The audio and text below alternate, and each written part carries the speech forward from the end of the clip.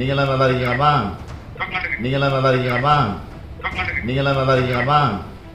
காசு கொடுத்து பேச வச்ச மக்கள் வேணா சந்தோஷமா இருக்கலாம். ஆனா மக்கள் உயிருக்கும் உடைமைகளுக்கும் கற்புக்கும் பாதுகாப்பு இல்லாம ஒவ்வொரு நிமிஷத்தையும் அக்னி பரீட்சையா கடந்துட்டு இருக்காங்கன்றது தான் உண்மை.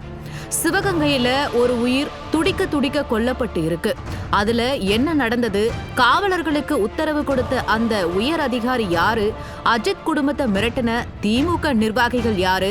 எதுக்காக மிரட்டினாங்க? இப்படி எதை பத்தியும் விசாரிக்க உத்தரவிடாம வீடியோ கால்ல மக்கள் கிட்ட பேசுறேன்னு வீடியோ ஷூட் எடுத்துட்டு இருக்கிறாரு நம்ம முதல்வர். காவல்துறையை கட்டுப்படுத்த வேண்டிய முதல்வர் எடுப்பார் கைப்பிள்ளையாக காவல்துறை எடுத்த எடுப்புக்கெல்லாம் ஆடிட்டு இருக்கிறதா சொல்றாங்க அரசியல் வட்டாரங்கள்.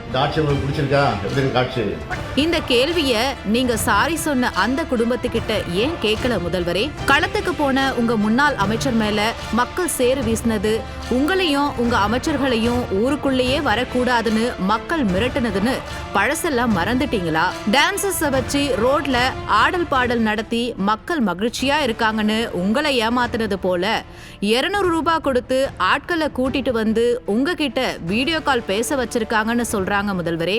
உங்க பொறுப்புல இருக்கிற காவல்துறையின் அராஜகத்தால மக்கள் கொதிச்சு போய் இருக்காங்க.